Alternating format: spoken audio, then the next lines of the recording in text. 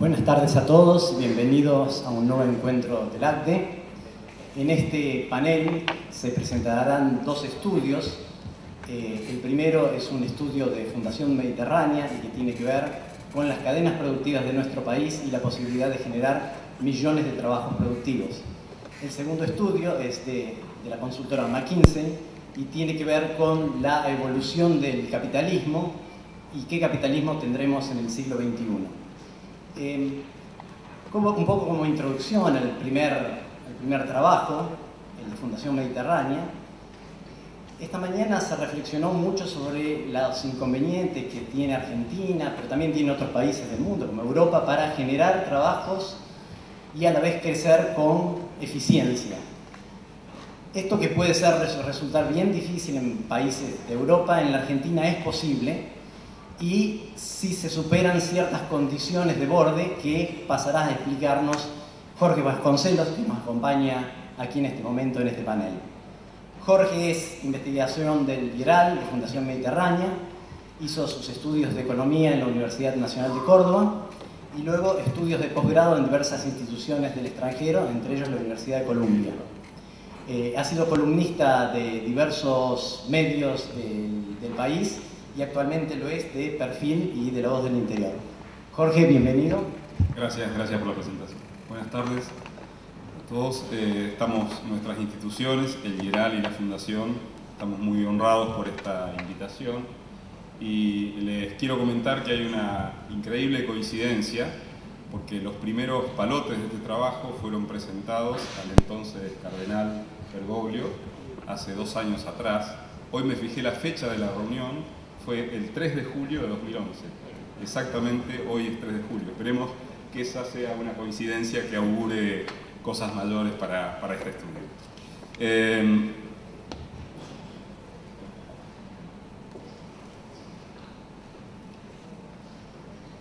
Lo que les voy a mostrar rápidamente son algunas pocas conclusiones de un trabajo que se viene haciendo hace varios años y fue hecho por los 32 economistas del instituto en sus distintas filiales, con sectores seleccionados de acuerdo a ciertos criterios vinculados con competitividad, dinamismo, sector externo, pero obviamente el estudio no está agotado, ni mucho menos. Hay decenas de otros sectores aguardando que tengamos posibilidades de estudiarlo.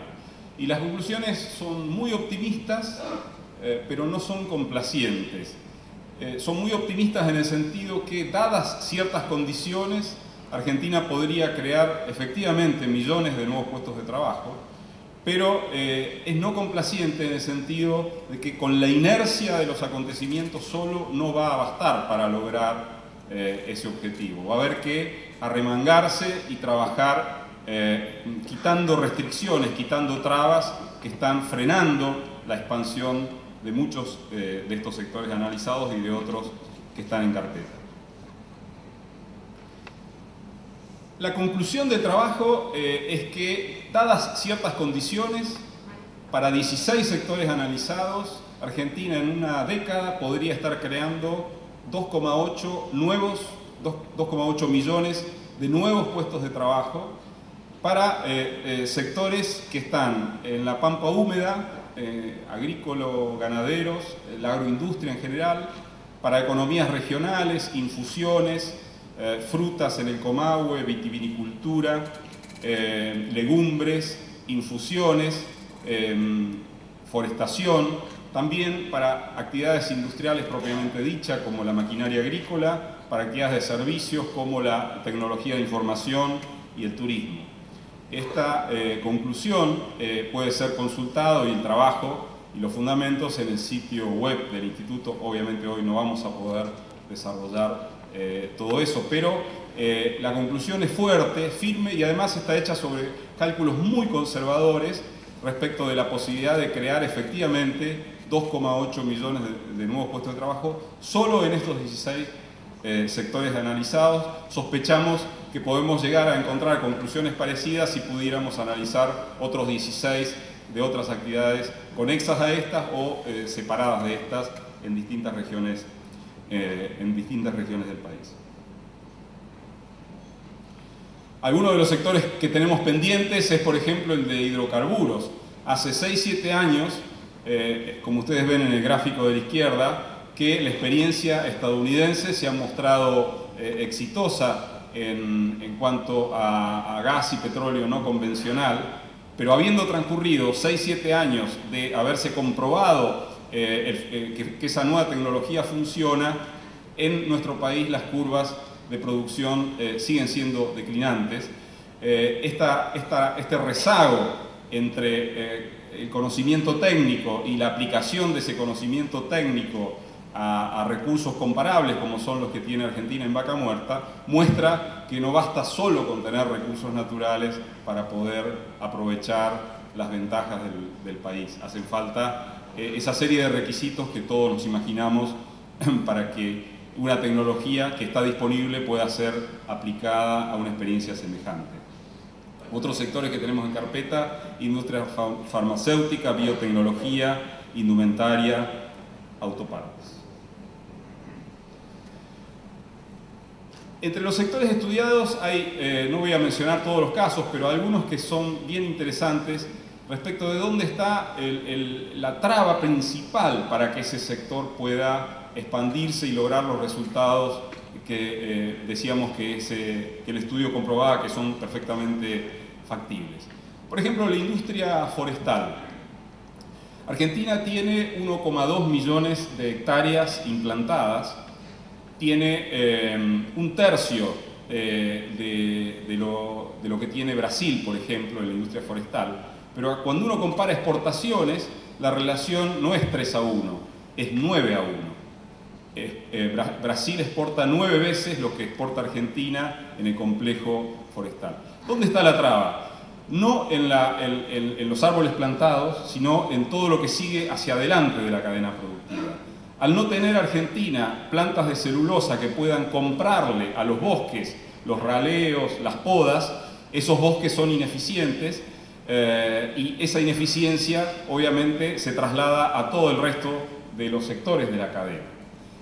Haciendo una discusión madura sobre cuestiones ambientales, creando condiciones de estabilidad de reglas de juego, Argentina podría, en este aspecto, en este sector, el forestal, despertar a un gigante dormido que efectivamente tiene. En el caso de otros sectores como ganadería, lácteos, el problema principal está en la falsa contradicción que todavía hoy subsiste en la Argentina entre mercado interno y mercado externo. Resultado de lo cual, en exportaciones lácteas, por ejemplo, la relación entre Argentina y Nueva Zelanda es 9-1. Y bueno, sabemos la floja performance del sector ganadero en la Argentina. Romper esa falsa contradicción permitiría liberar una cantidad enorme de energías en estos sectores que podrían crear muchísimos empleos y también expandir fuertemente las exportaciones.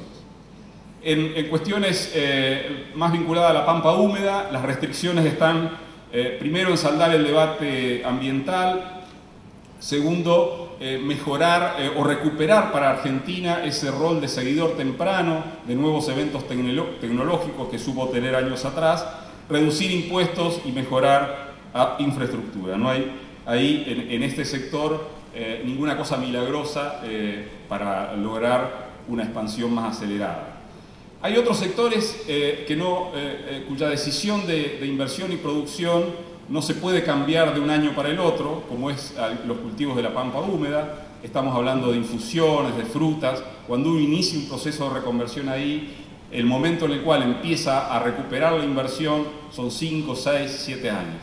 Por lo cual, para mejorar en estas actividades, lo que hace falta es condiciones para el financiamiento de largo plazo.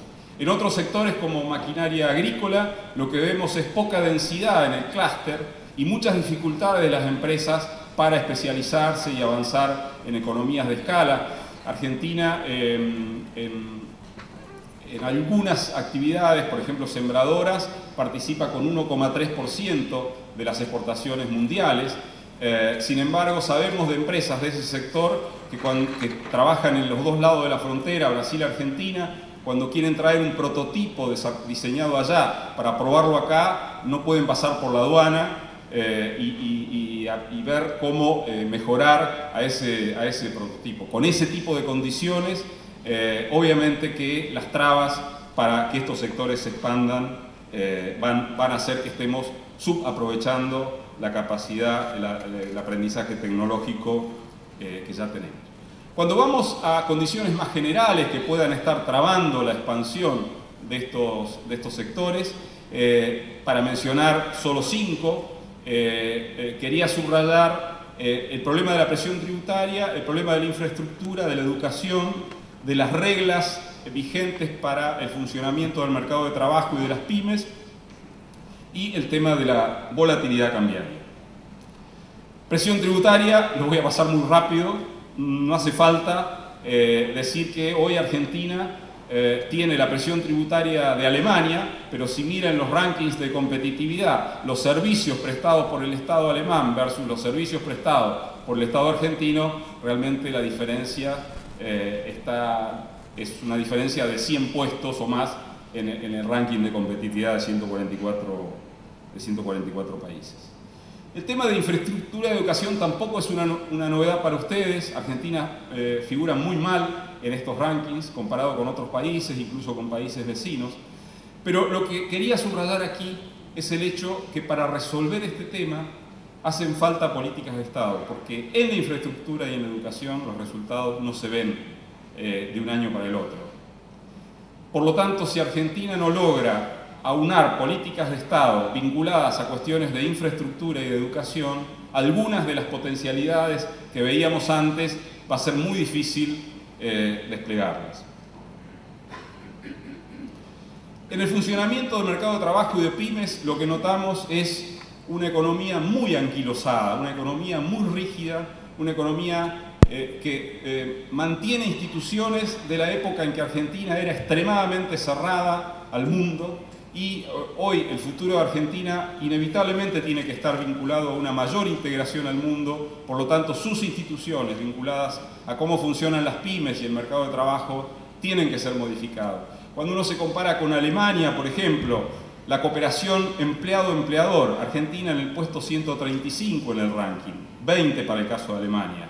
Cuando uno mira el uso eficiente del talento, 111 para Argentina, 14 para Alemania. Y lo que vemos ahí es que no hay nada tallado en piedra que impida que estas cosas puedan ser modificadas. Lo que quizás haga falta es tener una visión más optimista sobre el futuro que podría tener el país haciendo bien las cosas y salir de ese cortoplacismo que hace que cada uno esté velando por su porción de la torta, pensando solamente en los próximos 30 días. Y el quinto tema de las restricciones generales es uno que creemos que es sumamente importante, y es el de la volatilidad cambiaria. Si ustedes miran los últimos 40 y pico de años en la Argentina, tenemos que el tipo de cambio real se ha ubicado en el doble del promedio y en otros momentos en la mitad del promedio. Imaginen actividades pensadas en el sector exportador, inversiones ejecutadas en función del sector exportador que se hicieron en el momento del tipo de cambio alto, y cuando tienen que empezar a facturar entra la etapa del tipo de cambio bajo, y al revés, alguien que se endeuda en dólares en la época del tipo de cambio bajo y después el tipo de cambio va al doble de ese promedio. Una volatilidad de estas características hace que el problema de la inserción de Argentina sea muy complejo, y si uno no puede dar garantías de que puede lograr estabilizar el tipo de cambio real, es muy difícil embarcar a los funcionarios y a las empresas en una aventura de inserción, de mayor inserción en el mercado mundial. Uno tiene que definir las políticas que permitan eliminar esta volatilidad para poder embarcar al resto en un objetivo más ambicioso en cuanto al crecimiento de la Argentina. ¿Por qué esas 5 restricciones generales que les mencioné? Están hechas bajo el ojo de los problemas de competitividad del país. Pero después vamos a ver que los problemas de competitividad están íntimamente relacionados con los problemas de equidad del país. Si uno mira lo que es hoy la Argentina, encuentra que el país tiene el 0,64% del PIB mundial, el 0,59% de la población, pero tiene el 0,47% de las exportaciones mundiales. Y cuando uno mira las exportaciones de manufacturas de origen industrial, tiene el 0,23% de las exportaciones mundiales. Nuestras exportaciones por habitante son $655 por año por habitante. Corea tiene una relación 14-1 con Argentina cuando uno mira las exportaciones industriales por año por habitante.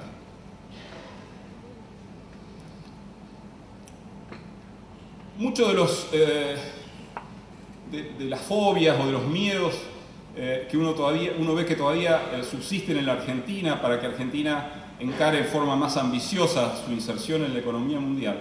Muchas de esas fobias arrancan en 1930. Argentina tenía un modelo sin plan B de inserción en la economía mundial.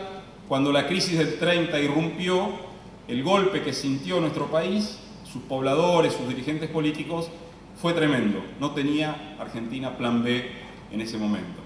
Pero además, el mundo, fíjense el gráfico de la izquierda, el mundo demoró 21 años, después de la crisis del 30, en volver a tener un volumen de comercio global como el que tenía antes de la irrupción de la crisis. En medio estuvo, obviamente, la Segunda Guerra Mundial, pero demoró 21 años en volver a tener el mismo nivel que había tenido antes del año 30 el comercio mundial. Entonces, esa fobia a la globalización estuvo alimentada por hechos muy fuertes en nuestra experiencia.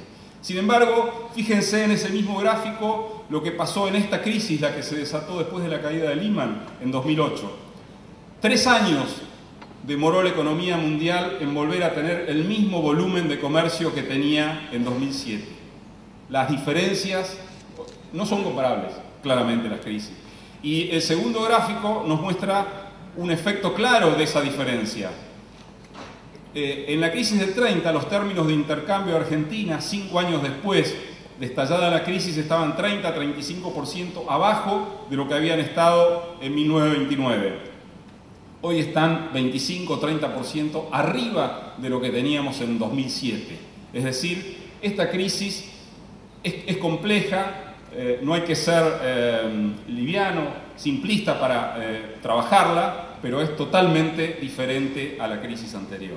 Por lo tanto, deberíamos empezar a superar esas fobias contra la globalización. Veo que la luz amarilla me obliga a apurarme, así que voy a empezar a pasar un poco más rápido algunos de estos comentarios que tenía previsto. El primer argumento, haciendo una conclusión de lo dicho hasta ahora, es que tenemos claro que es la competitividad la que lleva al crecimiento en nuestro país, porque los sectores que pueden mejorar su competitividad son sectores que emplean, que pagan buenos salarios, son sectores que pueden estar conectados a sectores dinámicos de la economía mundial, son sectores que están obligados a seguir la tecnología de punta, porque al estar conectados a la competencia mundial no pueden hacer una cosa distinta. Somos conscientes, además, que no podemos elegir sectores. Los sectores van siendo elegidos por el mercado. Acá tienen un cuadro que muestra, por ejemplo, el sector más dinámico de la economía mundial en el periodo 1993-2003 fue productos medicinales y farmacéuticos. ¿Qué lugar en el ranking de dinamismo ocupó ese mismo sector en el periodo 2003-2011? El puesto 24. Y así sucesivamente. No hay forma de que un analista, que un funcionario pueda elegir sectores. Son los empresarios que están en cada sector los que están en condiciones de saber si pueden acelerar o frenar en las inversiones, en el empleo de ese sector. Lo que el Estado debe hacer es generar las condiciones apropiadas para que esas decisiones empresariales puedan tener lugar. Mencionaba el tema del tipo de cambio real, de la volatilidad de Argentina como una restricción enorme a nuestro crecimiento. Fíjense la diferencia entre España y Alemania en los últimos años. España hoy tiene una tasa de desempleo del 5,5 porque fue capaz de mantener el costo laboral unitario, que es otra versión del tipo de cambio real, en un nivel apropiado, en un nivel relativamente estable. España hizo una política parecida a la de Argentina y hoy tiene una tasa de desempleo que cuadruplica o quintuplica a la tasa de desempleo de Alemania. Si uno le hubiera preguntado a un español, cuando los salarios en España se habían acercado a los alemanes, qué modelo prefería, este trabajador hubiera dicho el modelo español. Si hoy le pregunta, claramente es el modelo alemán. Y esto está muy conectado con el tema del tipo de cambio real. Nos guiamos mucho en la experiencia alemana. Pensamos que cuando Alemania se unificó, lo que hizo Occidente para lograr que el área oriental pudiera ser equiparada en todas las condiciones que tenían los ciudadanos de Alemania Occidental, hizo enormes inversiones en el sentido en que Argentina tiene que hacer desde su sector formal hacia su sector informal. Y ahí está la conexión. Argentina tiene una enorme potencialidad de crecimiento si resuelve el problema de la informalidad. Si resuelve el problema de la informalidad. Y si lo logra hacer, está atacando al mismo tiempo los dos problemas principales del país, que es la pobreza y la productividad. No hay nada más productivo que un empleo formal versus un informal.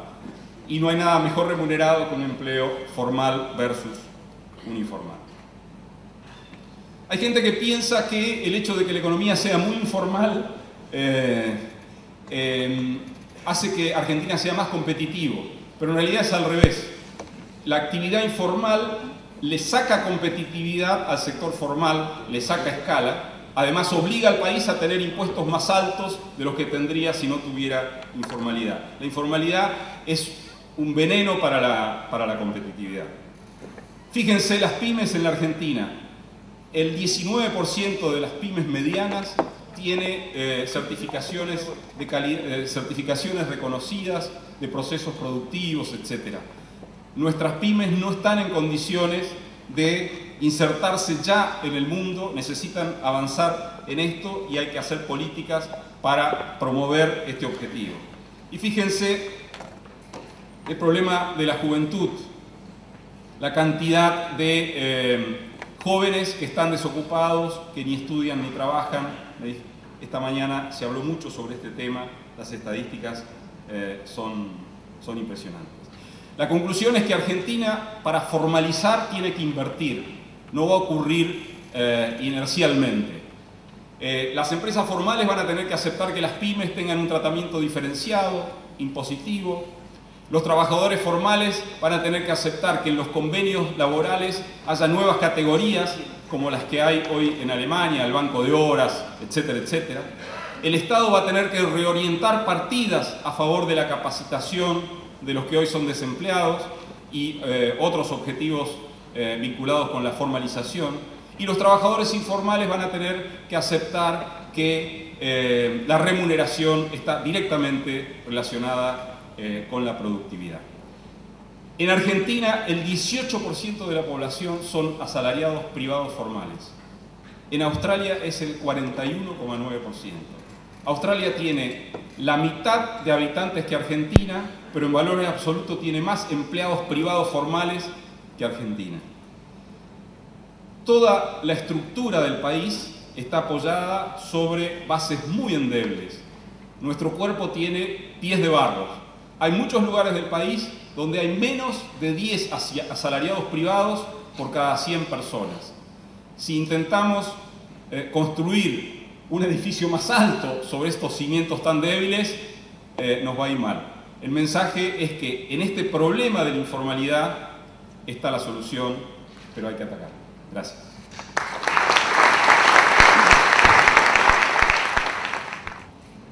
Para dar continuidad al trabajo recién presentado y a las oportunidades y desafíos que claramente debemos enfrentar para lograr desarrollar estas cadenas de valor, hacer llegar nuestros productos al mundo, lograr esa inserción que finalmente logre la creación de todos esos puestos de trabajo que veíamos que tenemos el potencial de crear, vamos a dar paso a la segunda parte de este panel, donde Hugo nos va a estar presentando en qué contexto internacional, en qué contexto de sistema económico, en qué capitalismo vamos a estar tratando de desarrollar este desafío y cuáles deberían ser los modelos de creación de valor y de desarrollo empresarial que serían necesarios para que nuestro sector privado pueda contribuir a este proceso.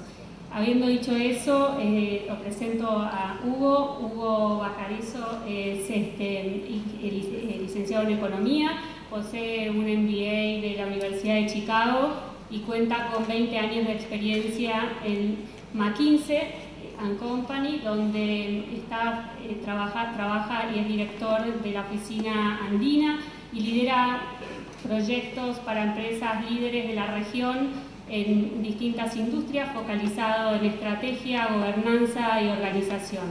Hugo nos va a hacer esta presentación, así que los dejo con ellos ahora. Buenas tardes a todos. Primero que nada, gracias Alejandro por la invitación tan linda que nos has hecho a compartir aquí con todo el grupo de ustedes en Buenos Aires. Un privilegio poder compartir con ustedes en breves minutos una perspectiva nueva que hemos venido desarrollando o que hemos venido nosotros pimponeando en McKinsey con respecto a lo que es la evolución del capitalismo. El capitalismo es una palabra muy utilizada, pero en realidad el capitalismo nunca ha sido algo rígido, si algo considero yo que ha evolucionado mucho en el tiempo. El capitalismo nace en 1700 con la formación de las empresas por acciones. Y ese capitalismo que vimos en ese momento ciertamente es muy distinto al capitalismo que vivimos hoy en día. El capitalismo en el tiempo se ajustó a lo que es la globalización y, en nuestra opinión, tiene que volver a ajustarse a ciertas realidades que ocurren también hoy en día. La pregunta es, ¿cuál es ese capitalismo que esta época requiere? Nosotros lo estamos denominando el capitalismo del siglo XXI. ¿Qué trata de hacer esta presentación?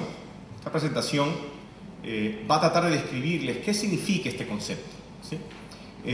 Y por qué creemos que es un concepto que literalmente puede cambiar ciertos paradigmas de cómo hoy en día funcionan las economías. Rápidamente les digo qué no es. ¿Sí?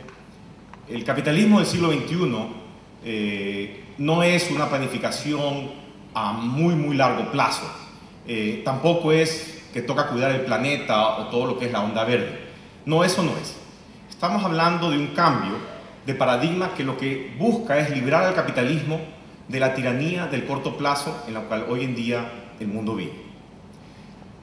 De hecho, yo soy ecuatoriano de nacimiento, radico en Bogotá y conozco los desafíos de múltiples empresas en la región. Trabajo en Chile, en Perú, en Colombia, en Venezuela, en Ecuador, aquí en Argentina. Y estoy seguro que muchos de ustedes, al igual que distintas industrias y distintas empresas, raramente hacen una planificación de muy largo plazo. Probablemente se enfoca en un año o dos y en ciertas ocasiones inclusive más corto, 4 o 6 meses. Que eso no es tan distinto de lo que pudiese estar ocurriendo en Estados Unidos o en Europa en ciertos sectores, como lo es, por ejemplo, los sectores de la tecnología. Pero antes de compartir esta presentación, quisiera hacerles un llamado. Para promover esta idea, ¿sí?, esta nueva visión, se requiere de una serie de agentes de cambio, ¿sí? Y creo que este foro es el lugar natural para compartir este concepto, ¿sí? Ustedes son una asociación donde los valores, por lo que escuché anteriormente en la invitación que hacían a participar, son una de las cosas esenciales que promueven, ¿sí? También son un grupo que tiene mucho conocimiento y mucha capacidad de influencia en todo lo que es la sociedad. Para ser parte de estos agentes de cambio, y en cierto sentido para hacerle caso a lo que el Papa Francisco nos está pidiendo, creo que es el motivo de este foro, ¿sí? Entonces déjenme arrancar mi presentación y ojalá esta nueva visión los ayude de alguna forma. En la actualidad el capitalismo se encuentra bajo una fuerte presión, causada en gran medida por el exceso de cortoplacismo, ¿sí? La mayoría de ejecutivos, altos directorios, altos funcionarios se encuentran bajo muchísima presión, ya sea del mercado, de los accionistas, de sus directorios, para obtener resultados de muy corto plazo. Por ende, la planificación a largo plazo se dificulta de una manera muy profunda. A inversa, ciertos gerentes o presidentes en mercados emergentes, ¿sí?, disfrutan justamente de lo contrario. Disfrutan de ciertos gobiernos donde la planificación a largo plazo o la estabilidad es bastante generosa y bondadosa, pero también donde la participación de lo que son empresas que están en manos familiares es bastante preponderante. Y estas empresas familiares tienden a tener una visión de largo plazo, de mayor longevidad en sus industrias, ¿sí? ¿Qué creemos nosotros para el capitalismo? Creemos que para el capitalismo prospere en este nuevo ciclo, hay tres elementos con los que hay que jugar o que hay que explorar, ¿sí? El primero tiene que ver en enfocarse más allá del accionista, ¿sí? ¿Cuáles son esos grupos de interés que hoy en día las empresas están tocando? El segundo elemento es cómo traemos a las empresas lo que es el comportamiento de dueño a través de todas las áreas de la empresa, ¿sí? Y ya hablaremos un poquito más de esto acá. Y por último, cómo de una manera u otra incentivamos que la medida de los resultados de las empresas vaya más allá de lo que son los resultados trimestrales, vaya un poco más a largo plazo, piensen en 10 o más años en general, ¿sí? ¿Por qué es este el momento de repensar la forma de cómo está operando el capitalismo? Porque hoy en día existen grandes fuerzas que están afectando al mundo, ¿sí? Y déjenme mencionarles unas que otras. La primera y la más importante, ¿sí?, probablemente es el surgimiento de los mercados emergentes en el mundo, ¿sí? Nosotros esperamos que para el 2025 existan 3.000 millones de personas en países emergentes que serán parte de la clase media, ¿sí? Una población de nuevos consumidores sin precedente en lo que es la historia mundial. El segundo cambio involucra lo que es la tecnología. La tecnología hoy en día está cambiando a unas ratas que literalmente los ejecutivos de las empresas no pueden absorber. Esos son tiene una serie de impactos positivos como negativos, pero el cambio tecnológico es a gran escala y es prácticamente en todas las industrias, ¿sí? ¿Cómo se impacta esto en los negocios? Básicamente los impacta desde el punto de vista del tiempo de vida que las empresas pueden esperar tener, ¿sí? Si coges 1930, la empresa promedio de lo que es el S&P 500 podía esperar durar 90 años. Hoy en día estamos hablando de 18 años. Un cambio fundamental. El otro tema son la mayor limitación que hoy en día se tiene de los recursos. Estas 3.000 millones de personas quieren lo que todos nosotros hoy en día gozamos: una televisión, un teléfono, un refrigerador, un carro. Y eso pone una presión brutalmente fuerte en lo que son los recursos que hoy en día el mundo tiene, ¿sí? Yo no soy partidario de que hemos agotado la invención o hemos agotado lo que es la innovación de la raza humana y por consiguiente vamos a tener una escasez profunda de lo que son los recursos, pero sí creo que estamos empujando los que son los límites, ¿sí? En el 2009, McKinsey realizó un estudio con el Banco Mundial y con 6 distintas empresas que consumen mucha agua. ¿Y qué encontramos? Encontramos que nosotros, si hacíamos una serie de proyecciones tomando en cuenta lo que es la tecnología que hoy en día se tiene para lo que es el agua, vislumbrábamos que para el año 2030 lo que es las necesidades del agua que existe en el mundo podrían superar la oferta en aproximadamente un 40%, solo en 2 décadas.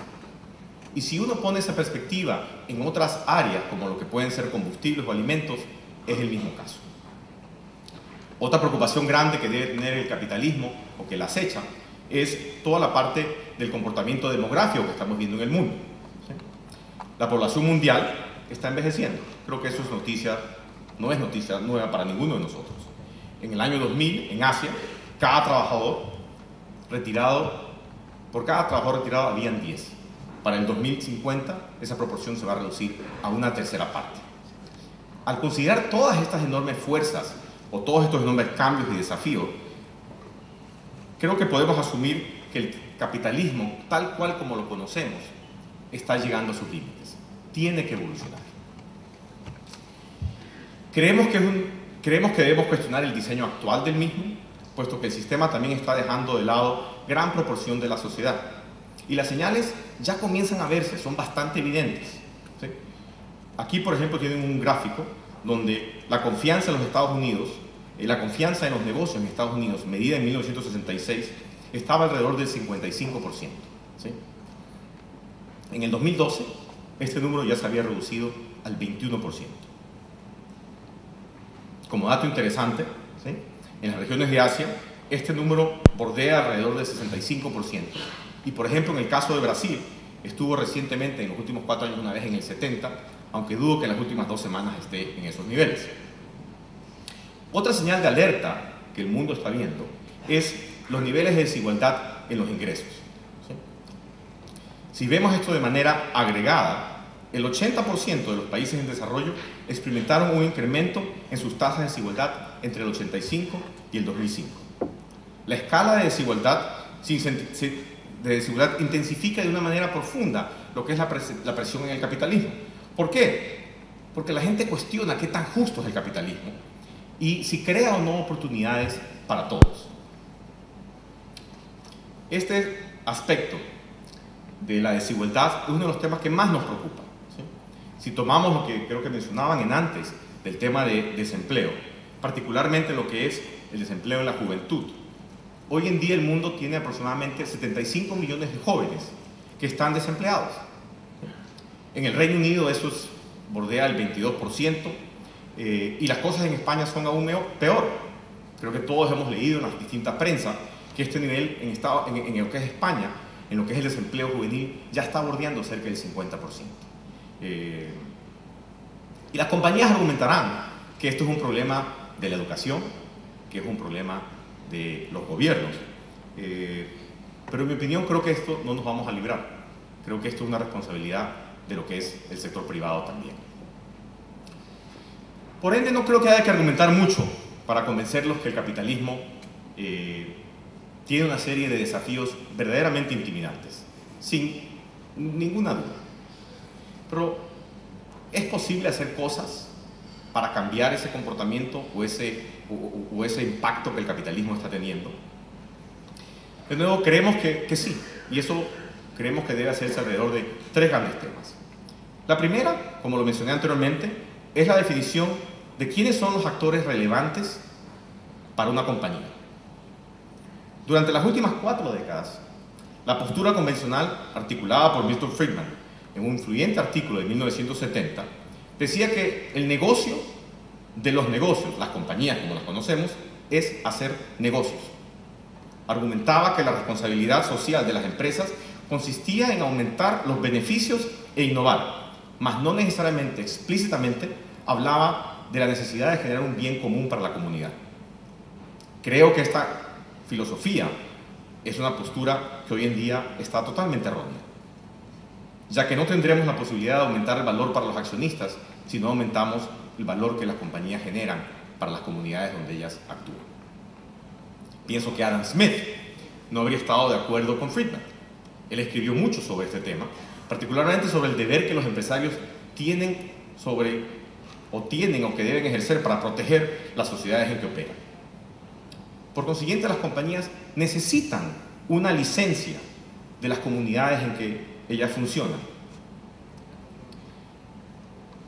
No obstante esto, ¿sí?, lo importante a destacar es que esto aquí no es un tema de nueva moda, ¿sí? No es un tema que, como dicen por ahí, en Colombia se nos ha puesto de moda y es la canción que hay que bailar ahora.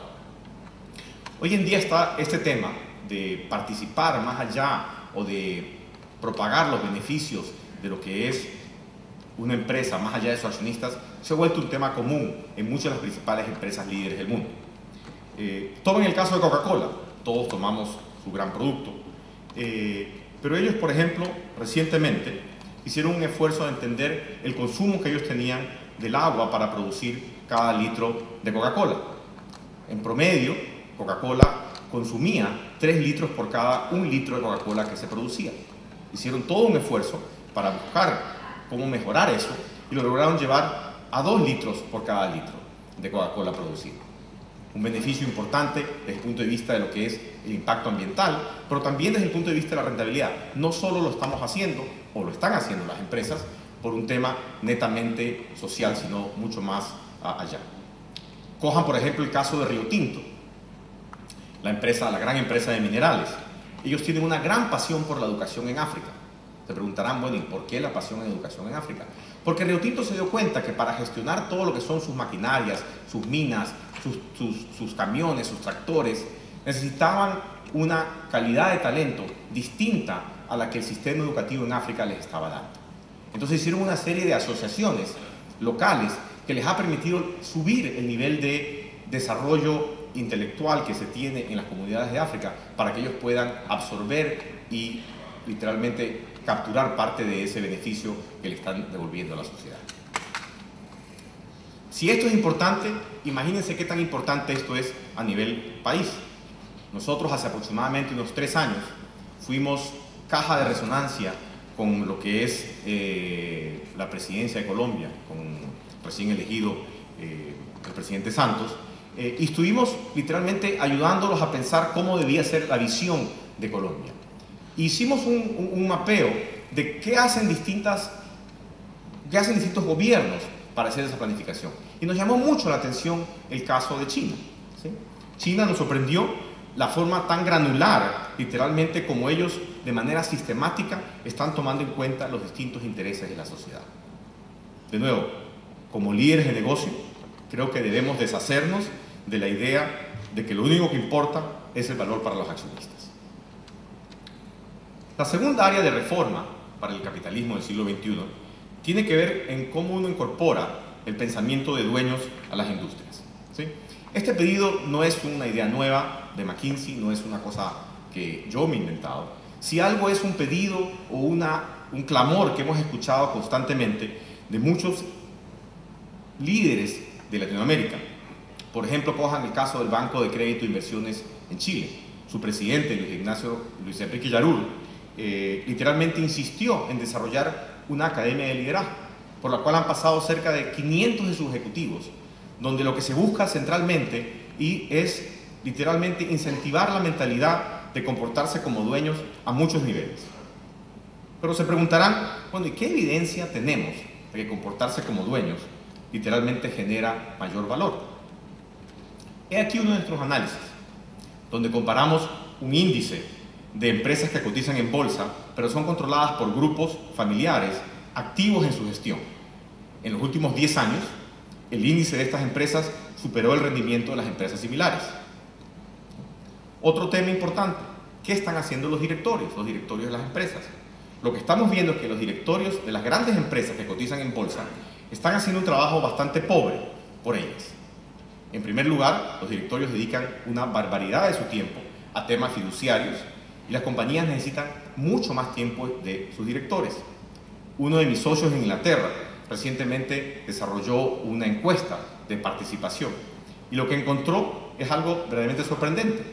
Directores que participan en empresas de capital cerrado están gastando casi 3 veces el tiempo que le gastan directores a empresas abiertas o públicas. Creo que difícilmente uno puede agregar valor con poco tiempo en las empresas. Y el último tema que debemos abordar está intrínsecamente ligado a los otros dos. Es la necesidad de enfocarnos a pensar en el largo plazo. Creemos que es absolutamente vital para cualquier empresa que quiera sobrevivir esos 18 años que mencioné, que es la vida esperada que puede tener una empresa en el S&P 500. Como ejemplo, perdón, la redundancia, pero como ejemplo, tenemos qué tiempo le ha tomado a las grandes empresas como Starbucks, L'Oreal, P&G, Coca-Cola o Walmart, literalmente llegar a ser medianamente rentable. Estamos hablando de punto de equilibrio, lograr el punto de equilibrio en China. Estamos hablando de 8, 10, 11 años, un tiempo considerable. ¿Sí? Si vemos desde otro punto de vista qué hace el largo plazo, también hay evidencia en los mercados de valores. ¿Sí? Es bien conocido que a mayor tenencia de las acciones, mayores son los rendimientos. Y no son marginalmente mayores, son bastante mayores, como lo pueden ver ustedes en la gráfica. Sin embargo, cuando vemos cómo se está comportando el inversionista y cómo el cortoplacismo ejerce su poder, hoy en día la tendencia promedio de acciones en Estados Unidos pasó de 7 años a 6 meses. Como verán, dos análisis totalmente contradictorios. Por un lado, retener la acción por un largo plazo me da mayores rendimientos, pero por otro lado, todos los inversionistas están enfocados en literalmente darle vuelta a las acciones. ¿Qué lo explica? Literalmente lo que nosotros llamamos el tiranismo del corto plazo. Recientemente el CEO de McKinsey, Dominic Barton, estuvo reunido con el presidente de Corea del Sur. Y en un trabajo que estábamos haciendo, desarrollando lo que es la visión de Corea del Sur, le preguntó al presidente, bueno, ¿y usted qué tipo de horizonte quiere vislumbrar en esta visión? Y el presidente le recontestó 60 años. 60 años, ¿sí? Y literalmente dijo, nos gusta pensar en el desarrollo económico en términos de generaciones y no de años. ¿Qué hemos visto en otros países que funciona con respecto a este tema? Yendo a un ambiente un poco más cercano, por ejemplo, tomemos el caso de Colombia, ¿sí? Colombia, como referencia, en el año 2005 creó lo que se llama el Consejo Privado de Competitividad. El Consejo Privado de Competitividad es una entidad sin fines de lucro que aglomera entidades pluridimensionales. Tiene universidades, tiene empresas privadas, locales, tiene multinacionales, y hizo un esfuerzo muy profundo de la mano con el gobierno para literalmente generar una visión de lo que son los distintos sectores que Colombia tenía que enfocarse para desarrollar una visión contundente al año 2030. Pero ¿qué pasa en las empresas? ¿Qué toca para que las empresas comiencen a pensar en largo plazo? ¿Sí? Creemos que lo importante para que las empresas comiencen a pensar en el largo plazo es que separen cómo ellos ven su institución en dos grandes mundos. Un mundo de lo que nosotros llamamos el desempeño de la empresa, que tiene mucho que ver con lo que ha ocurrido en el último trimestre, en el último semestre, y lo que es la salud, que tiene que ver mucho más con el largo plazo. Se preguntarán, bueno, ¿y eso qué significa buscarlo a largo plazo? Tomen, por ejemplo, el caso de Natura. Natura, la compañía de cosméticos de Brasil. Ellos literalmente publican en el mercado cuáles son, por ejemplo, las horas de capacitación que le dan a su fuerza de venta. Se preguntarán por qué. Porque la calidad de la fuerza de venta de Natura es una de las ventajas competitivas más importantes que ellos tienen que tener. No los aburro más hablando de teoría de lo que es el capitalismo del siglo XXI. Más bien los dejo con 5 ideas. ¿Sí? 5 ideas que van de cómo identificar las 5 metas de intereses o interesados o actores que impactan o que sus empresas impactan, más allá de lo que son los accionistas y financistas, como también cosas como cuáles son los 5 indicadores, el 5.º punto que tienen ustedes ahí, con respecto a la salud de la empresa que ustedes quieren comenzar a medir. Se pensarán que el capitalismo enfrenta grandes retos. Lo comparto. Pero soy un optimista muy profundo. De formación y convicción, creo que el capitalismo sigue siendo y seguirá siendo el modelo que permitirá a miles de millones de personas mejorar su estándar de vida. Muchas gracias. Jorge, a lo largo de tu presentación, bueno, tendría muchas cosas para preguntarte, pero hay una que me llamó mucho la atención y es la siguiente. Tú mencionas a Alemania como un modelo a seguir, como un país a mirar, y en general, y hoy a la mañana también se mencionaron otros modelos. Finalmente se menciona Australia, se menciona Canadá, a veces Nueva Zelanda, Chile también sale en la lista. ¿Por qué has elegido Alemania y cuáles son similitudes y diferencias con Argentina? Sí, en realidad me parece útil ver la experiencia de la unificación de Alemania. Cuando Alemania decide unificarse, vemos claramente que Alemania del oeste invierte en levantar el nivel de vida de Alemania del este. Los salarios no los diferencia, los iguala, pese a que la productividad entre uno y otro lado era de 3-1, pero hace todo lo posible y necesario para que esa productividad, que era de 3-1 en el momento cero, tienda a nivelarse con el correr del tiempo. Entonces, la experiencia relevante para nosotros es la unificación de Alemania, porque lo único que hay que hacer es canjear las palabras.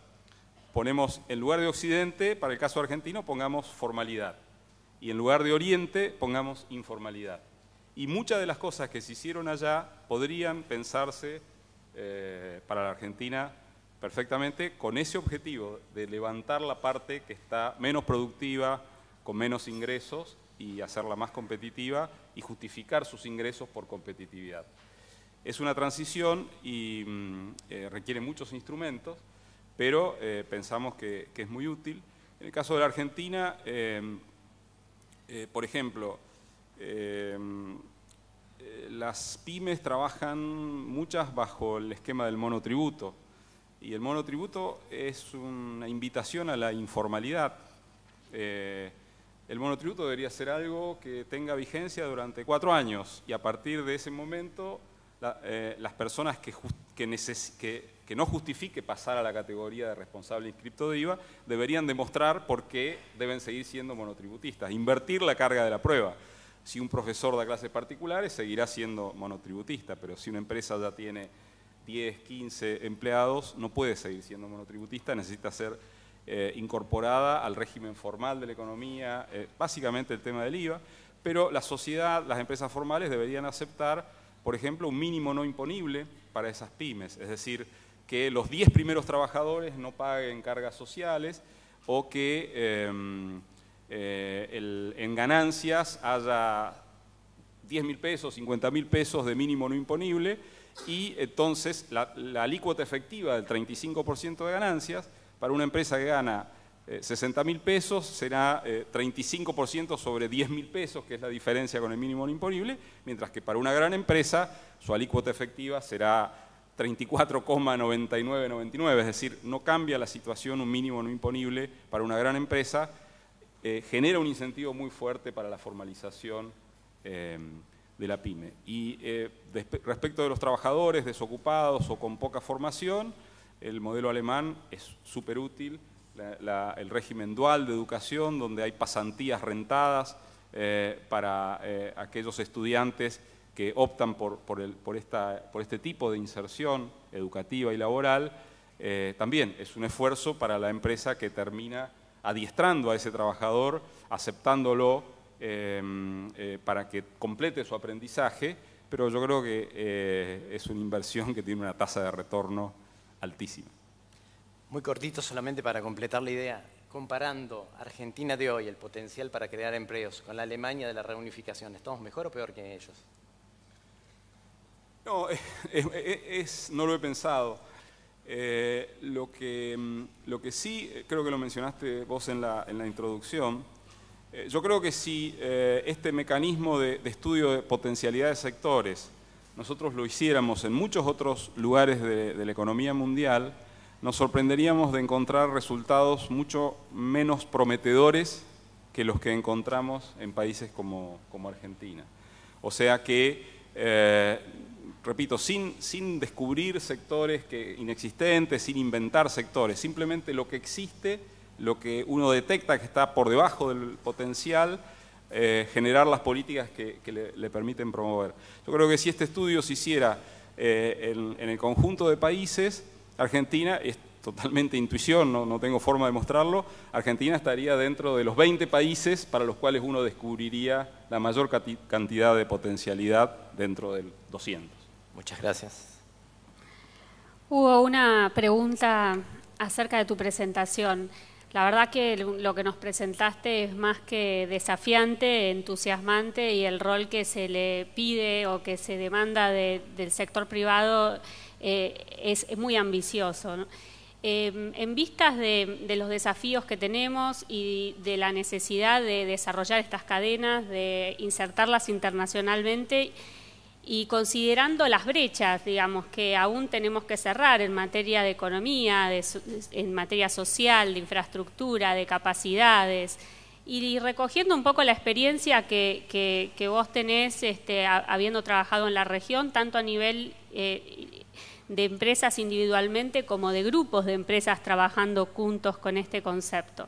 ¿cuáles crees que son los principales 2 desafíos a los cuales empresas desde nuestro territorio o sector privado trabajando junto se va a enfrentar al avanzar con este enfoque, y qué implicancias tiene en términos de las capacidades individuales o colectivas que pueda llegar a requerir?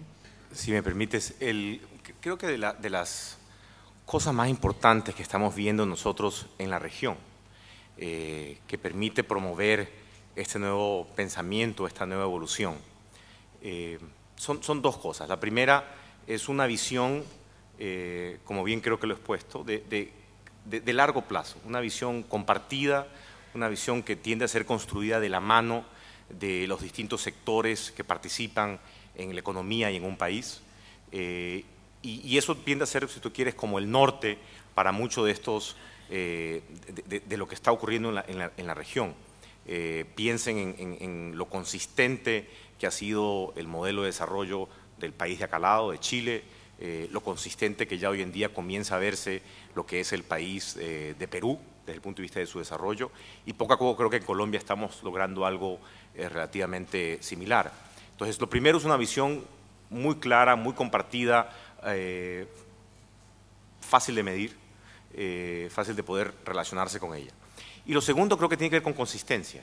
Creo que parte de lo que ha ocurrido, inclusive si tú lo llevas a lo que son empresas, no necesariamente países, en la medida en que nosotros vemos que hay una visión que constantemente se persigue y se tiene esa perseverancia, se logran muchas cosas.